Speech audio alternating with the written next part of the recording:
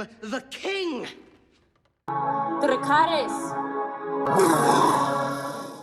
What's up, Headless Horde? Welcome back to the channel. NYCC just dropped what they're doing as far as exclusives, autographs, at least the exclusive autographs where you don't have to pay for it, and also the panels. So we're going to dive into it because this is different than the last previous years. So if we take a look at the website right here, you can see that instead of a lottery, they are now doing a reservation system. So how does it going to work? Well, if we scroll down and we kind of check out what they say, basically what's going to happen here is every single person that wants to try to get Funko, any of the panels, any of the other exclusives, or those autographs, it's going to be first come, first serve. So basically it's going to be a mad rush at 12 p.m. Eastern Standard Time on September 26th, which is next Monday. Now, here is some of the rules. You can, if you're going for panels, you can get up to four panels for Thursday. You can get up to 5 panels on Friday. You may go up to 6 panels for Saturday and 3 for Sunday. Now, these are panels that are only going to be held in the main or Empire stage, which are the two biggest stages at NYCC. Then it says here, you can also get one exhibitor exclusive shopping opportunity. So again, you're allowed to get one, I believe it's per day. And it does say here next to it, it says VIP badge holders will receive 2 per weekend. And it does say right here that VIP badge holders will receive 2. Now, I don't know if that means 2 exclusive opportunities per day, but it does say per weekend. So this is a little bit confusing. So VIP members, leave a comment down below. Does this mean you get to have 2 of the exclusive shopping opportunities for the weekend?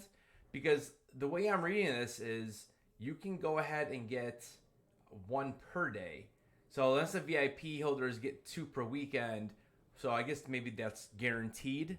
So that's the only thing I can think of for the VIP. So like I said, leave us a comment down below so that kind of will clear that up. But I guess that's kind of what they're saying. Here's some other rules. You cannot select 2 panels at the same date or time, which, I mean, that obviously makes a little bit of sense.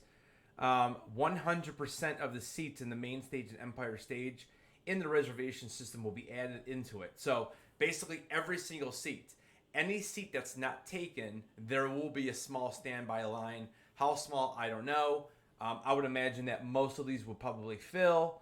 You know, The Walking Dead I know is up on I think it's Saturday, so that's gonna be like probably one of the big ones.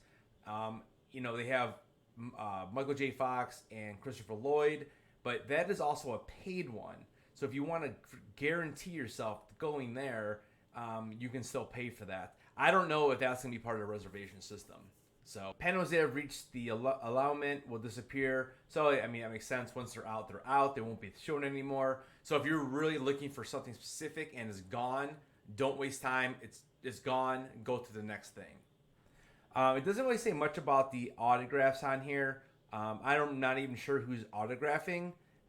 Again, these are like free autographs. You just stand in line and you just got to go. So yeah, reservations are limited and will be available on first come, first serve. So, you know, it's there's positives and negatives.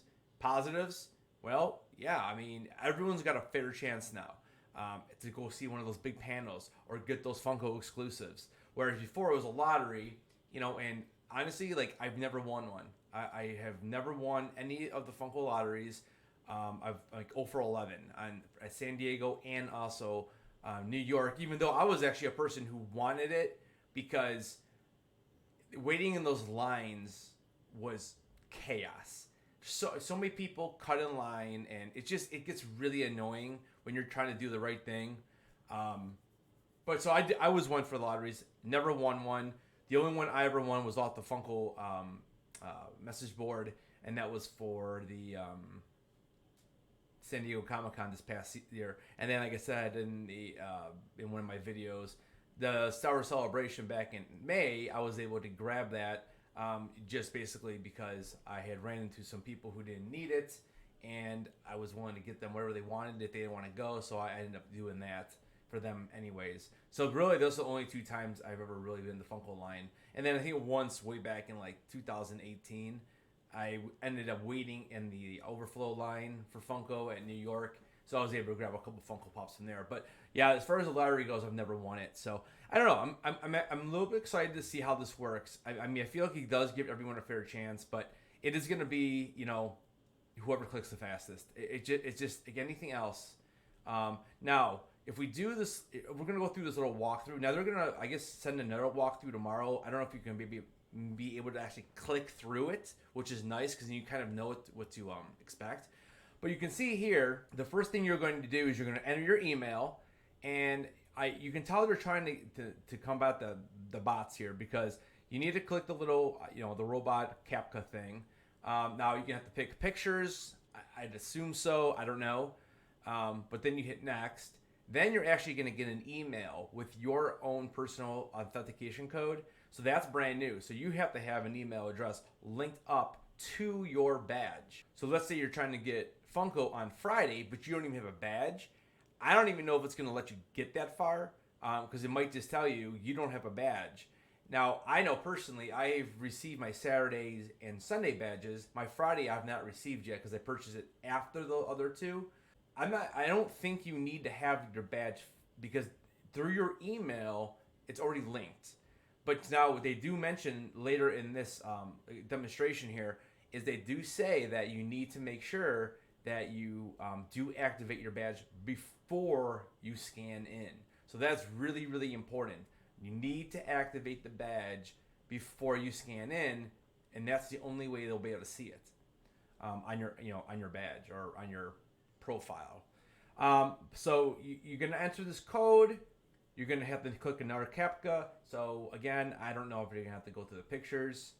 So this is kind of what it's going to look like. So this is going to be your schedule, because remember, right now you are logged in under your email that you registered for your tickets.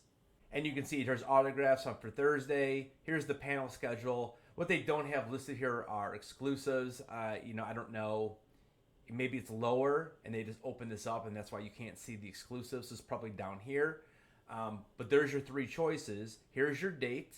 So you're going to obviously click the arrow to move. So if you don't have anything on October 7th, which is Thursday, you're going to need to click this to the day you want. And then here, this is a drop-down box and you select the time. Now, obviously, with a panel, it's probably going to just have one time. So I would assume once you click this, it's going to just pop up one time. You can see down in the next part here, looks like it's for an exclusive. And you can see here are the available times. So, like, for example, for Funko, that's probably what this is for. These are the times that are available. So, again, the quicker you click, the quicker you'll get in. And then once you have this little question, it says reserve this time slot. You want to go ahead and hit confirm. Now, this is the thing I was wondering about. Once you have that in your cart or in your schedule, should you hit submit? So if I want to make sure I want a panel, or I want that one autograph, or I want Funko, or whatever other exclusive you're going for, do I submit it and not worry about anything else? So right here, this is what it's stating.